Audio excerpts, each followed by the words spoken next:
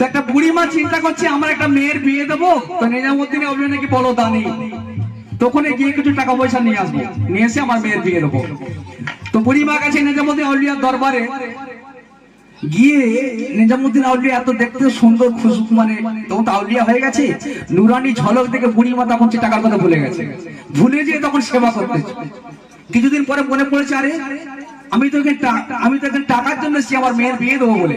তখন লাস্টে বলছে, বাবাজি আমি এখানে এসে আপনার খেদমতে পড়ে গেছি, একটা কথা বলতে আমি এসেছিলাম। বলো কি মা? বললো কিছু টাকা আমার দরকার আর আমার মেয়ের বিয়ে দেবো।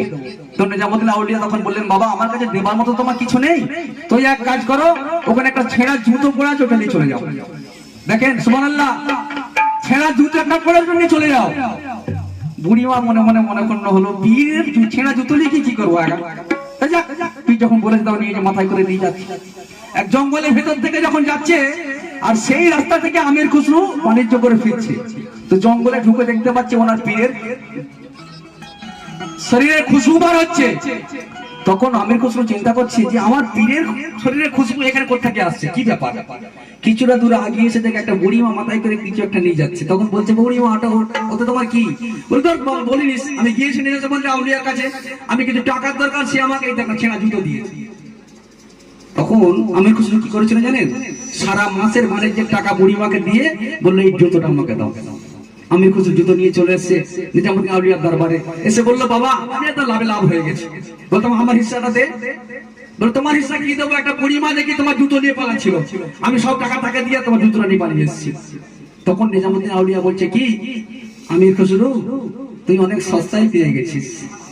সুবহানাল্লাহ সুবহানাল্লাহ। কেন? এই জুতোটা তো 7 পিঁড়িকে পার করে দেবে। তো আমরা তো পীরকে অনেক সস্তায় পেয়ে গেছি গো, হ্যাঁ পাইনি? তবু আমরা পীরের মর্ম বুঝতে পারছি। খালি বলে পীর করে পীর অনেক সস্তায় পেয়ে গেছি, পীরকে ধরা এত সহজ নয়। দেখো নিচে কি দেখে, আজ ওই পর্দা তুলে দাও,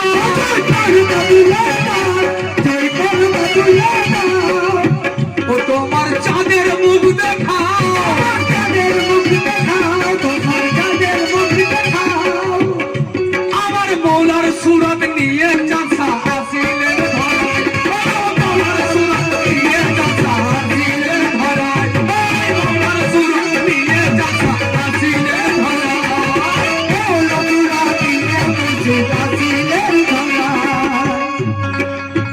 উনি কালাম কাউকে খারাপ লাগে, ভালো লাগছে তো নাকি? দেখুন সে ছোট করে দেবো, যদি বলেন না কালাম ভালো, কালাম কালামটা শেষ করতে।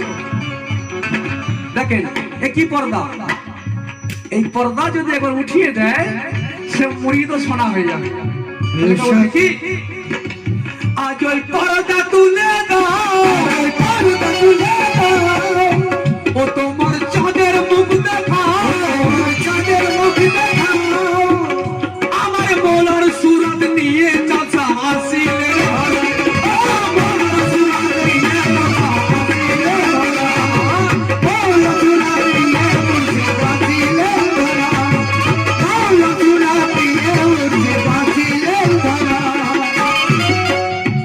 জামালউদ্দিন স্যার ওই নকশা, জামালউদ্দিন স্যার ওই নকশা, ওই আমার চাঁদ সারি নকশা, জামালউদ্দিন সারি নকশা যে জন এক নিয়েছে, নকশা যে জন এক নিয়েছে, আমার চাঁদ সারি নকশা যে জন এক নিয়েছে।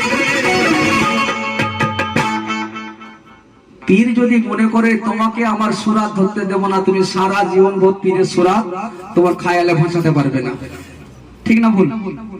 পীর যদি মনে করে তোমাকে আমি সুরাত ভাসাতে দেবো, তোমাকে মুরিদ মেনে নিয়েছি, তুমি যখন মন করবে তোমার তখনই নামাজ আদায় হয়ে যাবে। একবার ওনার চেহারা মুবারক নিজের খায়ালে বসিয়ে দিয়ে মানে তোমার নামাজ আদা হয়ে যাবে। তাহলে নিচে কি দেখে, ওই আমার চাঁদ সারি নকশা, আমার চাঁদ সারি নকশা, জামালউদ্দিন সারি নকশা,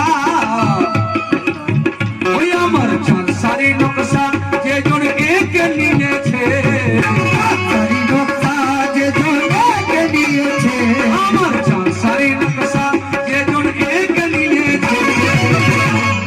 সরকারে দো আলা, সরকারে দো আলা, নূর নিয়ে বসে আছে,